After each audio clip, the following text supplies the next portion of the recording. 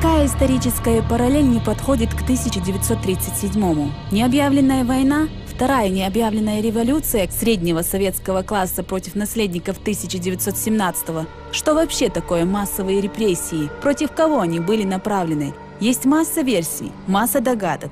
Четкого, исчерпывающего ответа нет и не может быть. Ничем не мотивированные аресты, которые косили всю страну насквозь, от простого рабочего до маршала, осталось в народной памяти страшным полумистическим сочетанием цифр 37.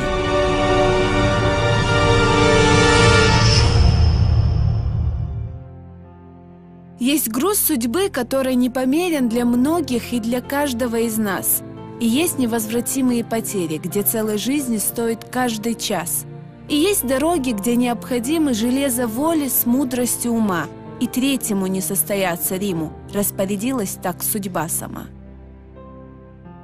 Что можно знать об этих людях? О людях, имена которых говорят о многом, рассказывают о целой эпохе. Сегодня о них пишут книги, сочиняют стихи, их именами называют улицы, когда как при жизни они были обречены на изгнание, беспочвенные обвинения. Автор известных во всем мире книг по истории советского тоталитаризма и трагедии северокавказских народов, крупнейший западный политолог Абдурахман Авторханов, один из первых, кто провел анализ сталинской политической системы. Это и стало причиной особого внимания к нему со стороны верхушки партии, в связи с чем в советских СМИ началась мощная антиавторхановская пропаганда, которая представляла его в темных красках.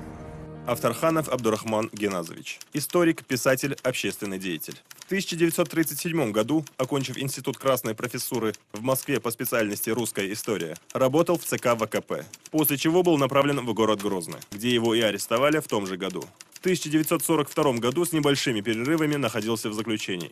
Через год на оккупированной территории Северного Кавказа попал в плен. На самом же деле, утверждает другой источник, он сам перешел линию фронта и был депортирован в Германию.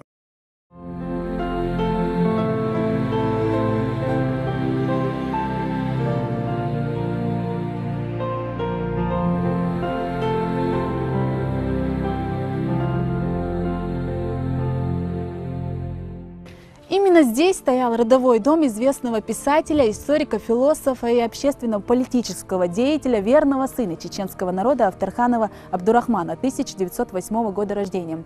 Кстати, о дате рождения. По некоторым данным, он родился 25 октября 1908 года в селе Нижний Наур в семье рабочих. По другим данным, 7 ноября того же года. Третий утверждает, что он появился на свет в 1910 году. Сам же автор в своих мемуарах писал, что родился бог весть когда, где-то между 1908 и 1910 годами. Но существует мнение отдельных авторов. Якобы Авторханов преднамеренно изменил свой год рождения в 1945-м, чтобы не попасть в руки карательных органов Советского Союза. Согласно посемейному списку селения Нижненаурского первого участка Грозинского округа Терской области 1886 года, прадед Абдурахмана, Гереханов Аутархан, а также дядя Татархан знали русский язык, что было в то время редкостью. Тогда в селе Нижний Наур знающих русский язык было 4, а арабский – 11. Гереханов был уважаем, часто выступал в роли переводчика в общественных делах, писал письма в адрес начальства о нуждах односельчан.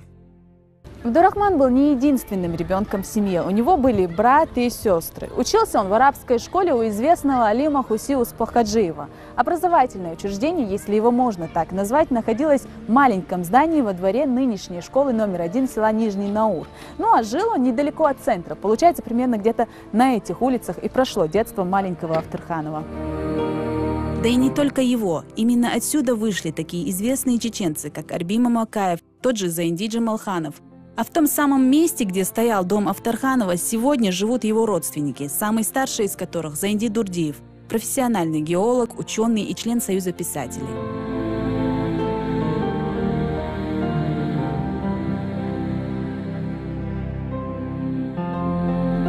Авторханов – первый ребенок Генназа, рожденный от первой жены.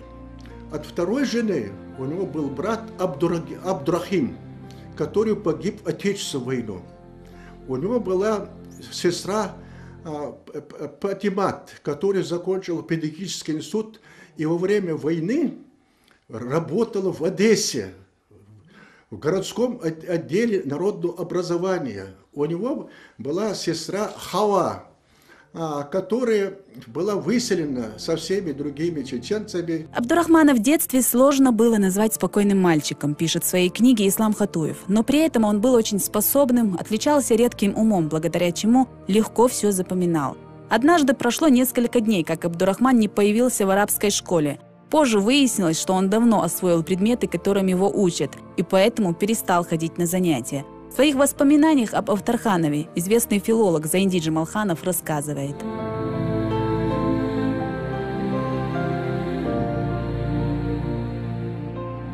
Авторханов уже в молодом возрасте свободно владел русским, чеченским, ингушским, французским, английским, немецким и арабским языками. Абдурахман Авторханов достаточно поздно вообще начал обучаться в школе общеобразовательной. Да, была сельская религиозная школа, которая Худжердуй, медресе, где он получил какие-то азы образования. Да, он уже знал русский язык достаточно по тем временам хорошо. Вот, но он в школу пошел поздно все равно обучению. И в этом плане мне вот в голову приходит образ Ломоносова, великого ученого, который тоже поздно отправился учиться, но из него получился величайший гений. Так получилось, что воспитывал Авторханова его дедушка, который отдал мальчика в две школы, в арабскую и русскую. В первой я изучал Коран и арабскую грамматику, пишет Авторханов, а в русской – светские науки и русский язык. Ее он окончил успешно, а вот из медресе его исключили из-за хранения запрещенной арабской литературы. Так у совсем юного Абдурахмана появилась цель – бежать в Грозный и продолжить учебу. В 1923 году Авторханов вместе с двоюродным братом переезжает в столицу, где был зачислен в детдом, который уже через 2 месяца переименовали в детский учебный городок. К тому времени Авторханов сдал экзамен в старший класс. Он очень любил поэзию, увлекался творчеством Лермонтова. Его учительницей тогда была первая чеченская писательница, молодая и необыкновенно красивая Марьям Исаева, в которую мы все тайно были влюблены, напишет позже Авторханов. После окончания 7-летки он переходит в областную партийную школу, где впервые знакомится с литературой лидеров партии и ее оппозиции. Все это было ново, интригующе и даже поучительно. Хотя я вступил в партию, добавив себе пару лет еще во время дискуссии с Троцким, мое политическое понимание происходящих событий было крайне ограниченным, даже наивным. Мне казалось, что лидеры партии и оппозиции просто упражняются в красноречии или не ладят между собой из-за неправильного толкования отдельных цитат Ленина.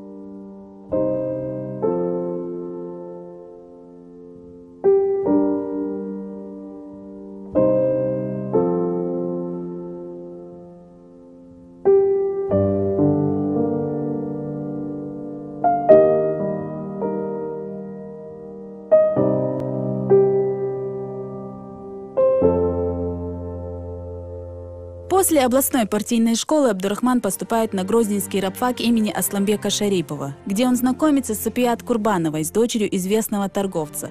Девушка из культурной и состоятельной семьи была, кстати, единственной чеченкой, учившейся тогда здесь.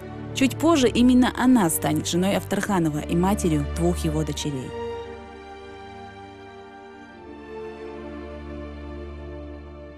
Мы с Абдурахманом познакомились на рабфаке. До того он был беден, что не было на нем ни хорошей рубашки, ни добротной обуви. Но возле него всегда было много людей. Его любили за ум, сообразительность и за отзывчивость. Сам почти нищий, он делился последним с товарищем по учебе. Я была видная, красивая. Многие мальчишки хотели со мной дружить, но боялись Абдурахмана. Вспоминала через много лет Сапият. Эти воспоминания раскрывают Абдурахмана как человека сильного и уверенного, и, как не раз подчеркивалось, способного, благодаря чему он окончил Грозненский рабфак на 2 года раньше. Затем была учеба в педтехникуме в станице Михайловская, ныне Серноводская, после окончания которого он был назначен его директором. Позже Авторханов работал управляющим Госбанка, лектором обкома партии, ответственным редактором в книжном издательстве и даже директором Чечено-Ингушского театра. Этот перечень говорит о широком кругозоре Авторханова, который одновременно трудился на нескольких должностях.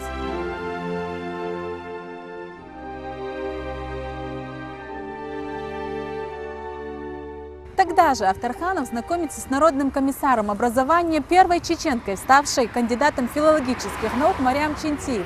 Авторханов в тот период заведовал отделом народного образования Чечено-Ингушетии.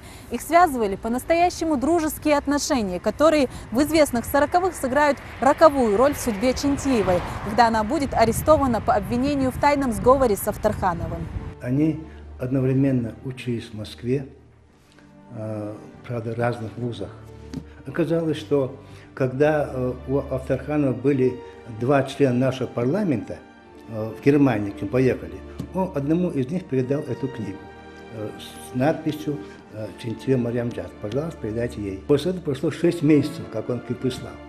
Вот потом он говорит, на эту книгу передай ей. Я говорю, нет, лучше ты сам передай ей.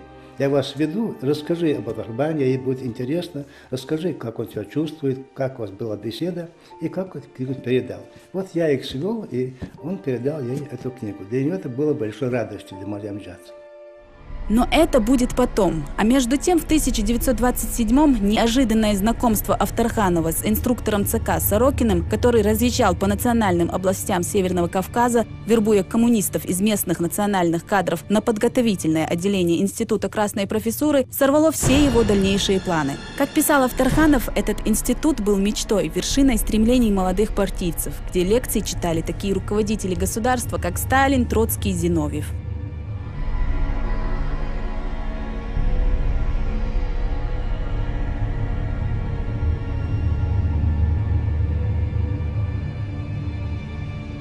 Дважды я старался окончить подготовительное отделение Института Красной Профессуры, но оба раза безуспешно. Один раз я сам ушел, второй раз меня исключили. Третий раз в 1934 году я выдержал конкурсный экзамен на первый основной курс ИКП истории. Как глубоко я жалел потом, что выдержал его.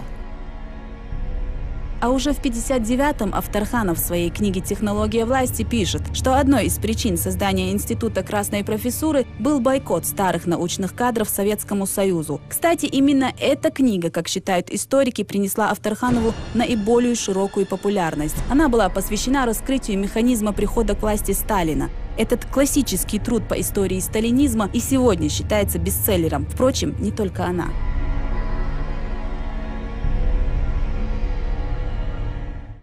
Крупнейшие политологи, ведущие советологи, которые работали в 60-х, 70-х, 80-х годах, они ссылались на его труды. Авторханов не только умел анализировать, что происходит в советской сталинской системе, вообще советской политической системе, но он еще и даже на основе этого анализа и своих глубоких знаний уже мог делать прогнозы. И эти прогнозы оправдывались. Вот что удивительно. И западная политологическая мысль не могла этого не заметить. Мы сегодня так запросто пользуемся словами технология, партократия, это все терминология, введенная Авторхановым в оборот.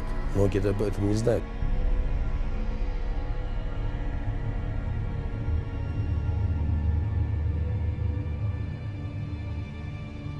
В 30-е, будучи еще, как он сам себя называл, идейным фанатиком ленинизма, Авторханов публикует в газете «Правда» статью, в которой критикует положение в национальных окраинах, пренебрежительное отношение к местным кадрам и неподготовленность коллективизации в национальных районах. Статья подверглась резкой критике, по сути, развернув целую дискуссию в главной партийной газете. Товарищ Авторханов смазал наши успехи в нацполитике, развивая пессимизм. Он дает пищу представителям местного национализма в их нападках на партию. Были единоличные крестьянские хозяйства, и власть сгоняла их в колхозы, чтобы имущество было общее и так далее. Конечно, это вызывало протесты, это было сопряжено с репрессиями. И он покритиковал. Но покритиковал как? С позиции ученого, с позиции молодого ученого, с позиции специалиста, с позиции представителя национальных этих окраин. Вот. И потом началась его травля. Начинаются его аресты, допросы, пытки. Вот. Будучи в тюрьме, он рассказывает, что с ним в камере сидели Мамакаев и другие наши классики литературы. Когда его выпустили, такой образованный человек не мог просто сидеть дома. В то время образованных людей было не так уж много, тем более такого уровня. И он поменял очень много мест работы, ему предлагали. Он был редактором газеты, он был одним из основоположников нашего радио. Выпустил 6 брошюр, напечатал с более 2 десятков статей. И Шамсудин Айсханов, председатель Союза писателей Чечни на тот период, говорил, что он один из главных наших литературных критиков. Тогда же Авторханов активно участвует в создании Чеченского педагогического техникума, из которого потом и вырос педагогический институт. Как литературный критик, будучи членом Союза советских писателей, он организовал выпуск журнала «Советская Чечня». А в 1934-м Авторханов возвращается в Институт Красной профессуры, где вновь удивляет всех своими знаниями. Успешно окончив его через 3 года, он возвращается домой. Но выпускника столичного престижного института вместо почета и высокой должности на родине ожидали арест и тюрьма.